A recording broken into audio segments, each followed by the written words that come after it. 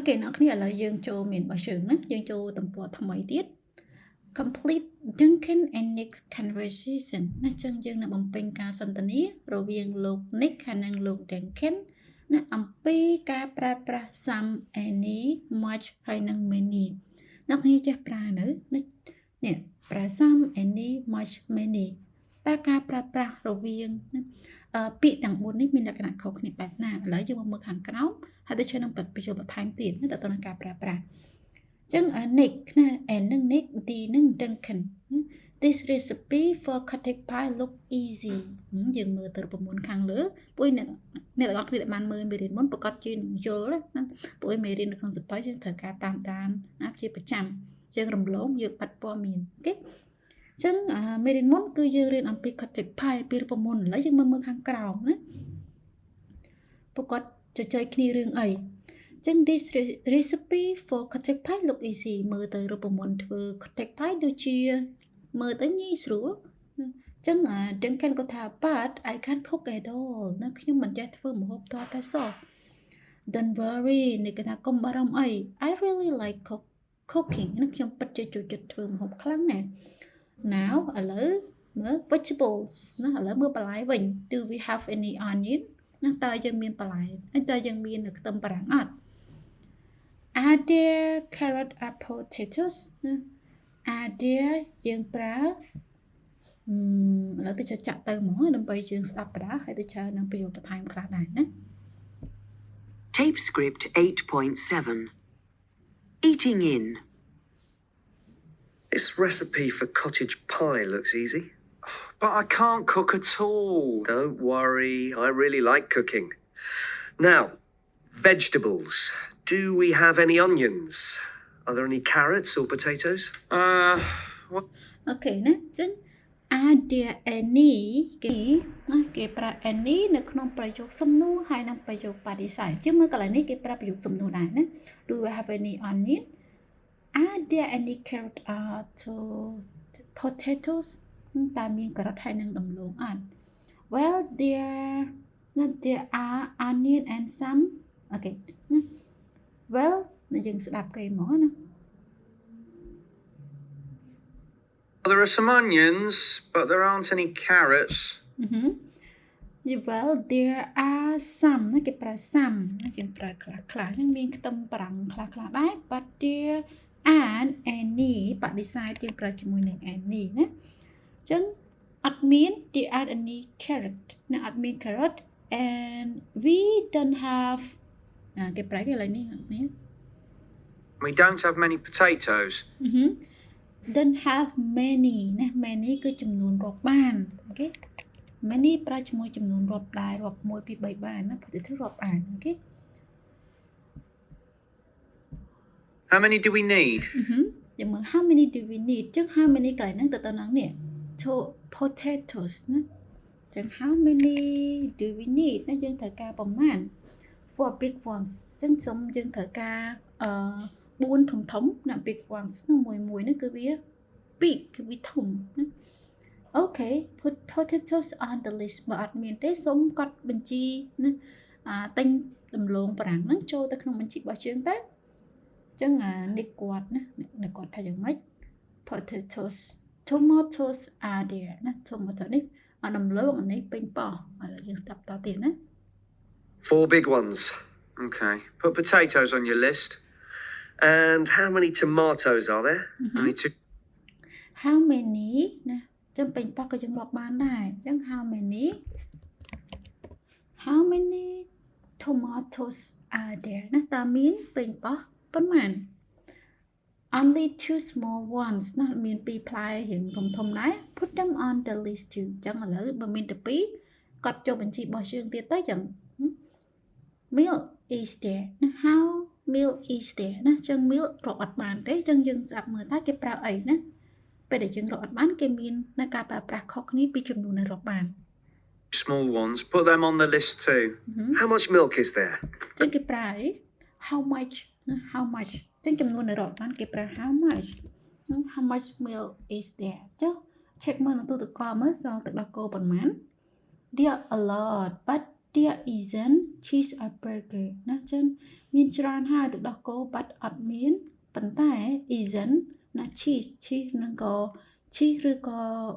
burger ហ្នឹងគឺយ៉ាងម៉េចដែរ There's a lot, but there isn't much cheese or butter. ចឹង much ណាដោយសារអីដោយសារ cheese ហើយនឹង butter ហ្នឹងគឺ burger ណា butter ហ្នឹងគឺរាប់អត់បានទេអញ្ចឹងយើងប្រើ much ដែរអូខេ Okay, cheese and butter ចឹងសូមកត់បញ្ចូលគ្នាទៅណាកត់ចូល list ទៀតទៅ and what about herb នឹងពពួកជីដូចយើងជីស្ងោរជ្រក់ជីដែលបន្ថែមក្លិននៃហ្នឹងគឺយើងហៅថា herb ណាពួក herb គឺពួកជីជួយណាបន្ថែមរសជាតិបន្ថែមក្លិន Do we have time នឹងប្រភេទជីមួយយ៉ាងដូចយើងជីស្ងោរជ្រក់អីចឹងណាជីក្រហមជីអាណាអីចឹងទៅ time នេះយើងអាច Google មើលទៅឃើញហើយអូខេ Okay, cheese and butter. What about herbs? Do we have any time? Yeah, that's fine. Do we have any ណា any ប្រយោគសំណួរ any time ណាតាមានណា time ទេណាតាមានជីប្រភេទជី time នឹងអត់ Yes, that's fine មកស្ដាប់ទៀតណាដល់ណាហើយ but don't forget the mind beef ណា mind beef កន្លែងនេះគឺណាសាច់កិនណា how do we need ណាប្រមាណដែលយើងត្រូវការយើងប្រើ Don't forget the minced beef. How much do we need? សាច់រាប់អត់បានទេអញ្ចឹងយើងប្រើ how much ណាអញ្ចឹងយើងត្រូវការប្រមាណដែរ 500 grams and now is that everything ឥឡូវគ្រប់នៅគ្រឿងធ្វើហ្នឹង 500 grams. Now, is that everything? I think so. Do we have oil? Oh, yeah. There's some left in the bottle. Okay. អញ្ចឹងតាមមានអីអស់នៅ I think so ខ្ញុំគិតថាដូចជាគ្រប់ដែរហើយអញ្ចឹងឥឡូវ do we have oil តើមានប្រេងអត់ Yes យើងប្រើ some left in the bottle ណាមានខ្លះដែរនៅក្នុងដប Okay first shopping ឥឡូវដំបូងយើងទៅទិញអីវ៉ាន់ Then I'll give you a cooking lesson បន្ទាប់មកខ្ញុំនឹងប្រាប់ពីរបៀបធ្វើម្ហូប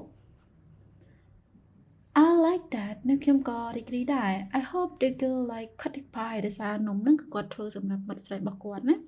តាំងពីហ្នឹងគេអញ្ជើញសង្សារមកដើម្បីញ៉ាំណាអាហារនៅផ្ទះអញ្ចឹងខ្ញុំសង្ឃឹមថាណានៅសង្សាររបស់យើងនឹងចូលចិត្តនំ cottage pie Everyone like cottage pie អញ្ចឹងនេះគាត់ថាគ្រប់គ្នាគឺណាចូលចិត្តនំ cottage pie លេងស្ដាប់តាទៀតប្រហែលតិច Okay. First shopping, then I'll give you a cooking lesson. Oh, I'd like that. I hope the girls like cottage pie. Everyone likes cottage pie. Okay ណាតោះឥឡូវយើងស្ដាប់មួយសារទៀតណាស្ដាប់មួយសារទៀតហើយអ្នកនរគ្នាដែលអត់ទាន់ណាសូម comment នៅខាងក្រោមដើម្បីទៅជួយសម្រួលដែរអូខេ Tape script 8.7. Eating in. This recipe for cottage pie looks easy. But I can't cook at all. Don't worry, I really like cooking. Now, vegetables. Do we have any onions? Are there any carrots or potatoes? Well, there are some onions, but there aren't any carrots, and we don't have many potatoes. How many do we need? 4 big ones. Okay, put potatoes on your list. And how many tomatoes are there? Only 2 small ones. Put them on the list too. How much milk is there? There's a lot, but there isn't much cheese or butter. Okay, cheese and butter. What about herbs? Do we have any thyme? Yeah, that's fine. But don't forget the minced beef. How much do we need? 500 grams. Now, is that everything? I think so. Do we have oil? Oh, yeah. There's some left in the bottle. Okay. First shopping, then I'll give you a cooking lesson. Oh, I'd like that. I hope the girls like cottage pie. Everyone likes cottage pie.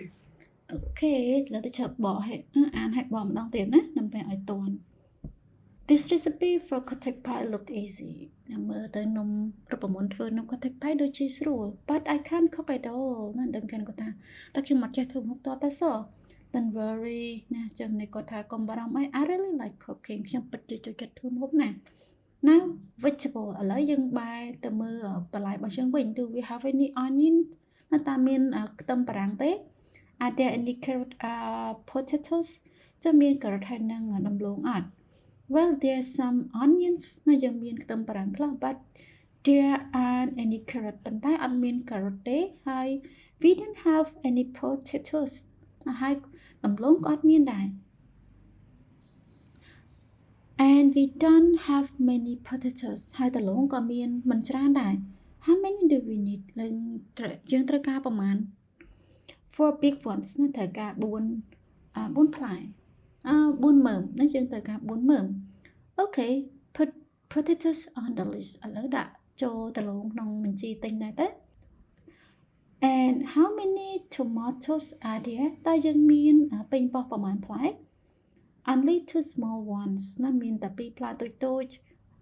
Put them on the list too ចឹងដាក់វាចូលទៅក្នុងបញ្ជីទិញដែរទៅ How much milk is there ចុះទឹកដោះគោវិញសល់ប្រមាណដែរ Just a lot ណាមានច្រើន but there isn't much cheese or butter ណាប៉ុន្តែយើងមិនសូវមាន cheese ហើយនឹង butter ច្រើនទេ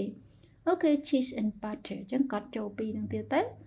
What about herbs ចុះជីវិញហ៎ Do we have any ចុះជីយើងមានជីអត់ Yes that's fine ណាមិនអីទេ but don't forget the minced beef ចឹង complete សាច់កិន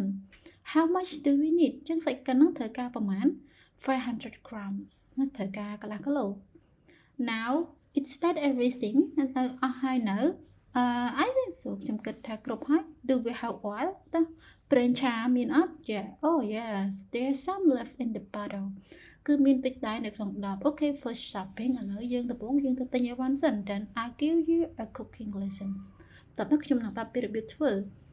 I like that ខ្ញុំពិតជាចង់ធ្វើដែរណា Hope they could like cottage pie ខ្ញុំគិតថាមិត្តស្រីរបស់យើងនឹងចូលចិត្តនំ cottage pie Everyone like cottage pie ចឹងគ្រប់គ្នាគឺចូលចិត្ត cottage pie ចឹងកន្លែងនេះ girl នឹងដោយសារតាបើអ្នកទាំងអស់គ្នាបានមើលវីដេអូមុនគឺអ្នកទាំងពីរទាំង Ken and Nick គាត់នឹងអញ្ជើញសង្សាររបស់គាត់ណារៀងខ្លួននឹងមកញ៉ាំអាហារនៅផ្ទះគាត់ហើយគាត់ធ្វើម្ហូបទទួលចាំពួកគាត់ទាំងអស់គ្នាណាអូខេមានប៉ុណ្្នឹងនៅកន្លែងសន្ទនានេះចឹងនៅខាងក្រោមយើងនឹងមកមើលអំពី Vesicle យើងបន្តិច We use many with count nouns ណាចឹងយើងប្រើ many ជាមួយនឹងនាមដែលរាប់បាន in question នៅក្នុងប្រយោគសំណួរហើយនិងប្រយោគបដិសេធចឹងយើងប្រើ many នេះគឺយើងអាចប្រើទាំងពីរទាំងប្រយោគសំណួរហើយនិងប្រយោគបដិសេធបានដែរតែយើងប្រើក្នុងលក្ខខណ្ឌមួយគឺនាមដែលរាប់បានណា How many potatoes are there តើមានដំឡូងបារាំងប៉ុន្មាននៅក្នុង question មួយទៀតនៅក្នុង negative there aren't many onions ណាចឹងយើងមានផ្លែយើងមានមើមបារាំងមិនច្រើនទេ many onions ណាប្រើនៅក្នុងប្រយោគបដិសេធ We use much with uncount nouns ណាចឹងយើងប្រើ much នៅក្នុងនាមណាជាមួយនឹងនាមដែលរាប់មិនបាន in questions and negative ចឹងទាំង many ហើយនឹង much គឺយើងប្រើដូចគ្នាទាំងប្រយោគបដិសេធហើយនិងប្រយោគសំណួរតែគាត់ទៅនឹងនាមណាលក្ខណៈខុសគ្នាគឺខុសត្រង់នាមមួយ much ប្រើជាមួយនឹងនាមរាប់មិនបាន many ជាមួយនឹងនាមដែលរាប់បាន How much butter is there តើមាន butter ប៉ុន្មាន There isn't much oil ណាมันមានប្រេងឆាច្រើនទេទី3នេះនៅក្នុងប្រយោគ positive ប្រយោគស្របគឺយើងប្រើ a lot There are a lot of tomatoes ណាយើងមានផ្លែពេញប៉ោះច្រើន There's a lot of milk ហើយយើងក៏ប្រើជាមួយនឹងនាមរាប់មិនបានដែរណា a lot of ណាមានច្រើនបើតែមានច្រើនអូខេទៅចាំបានចូលទៅខាងក្រោយទេណាយើងអាចចូលប៉ុណ្ណឹងបានណាបើចង់ចូលបន្ថែមក៏អស់ក្បាយទៅចូលលើកចិត្តអ្នកនេះចូលរៀនផ្ទាល់ comment សួរឬក៏ឆាតទៅលេខទូរស័ព្ទនៅលើទៅ Telegram លេខនៅខាងមុខនៃវីដេអូរបស់យើងនឹងមានដែរអូខេឬក៏ចុចនៅ link ដើម្បីចូលទៅទំព័រនៅ Facebook page ដើម្បីឆាសាកសួរព័ត៌មានអញ្ចឹងយើងរៀនមួយជំហៀងសិនណាមួយជំហៀង page ទៀតយើងនឹងរៀននៅពេលក្រោយដើម្បីកុំឲ្យយើងធុញយូរពេកអរគុណច្រើន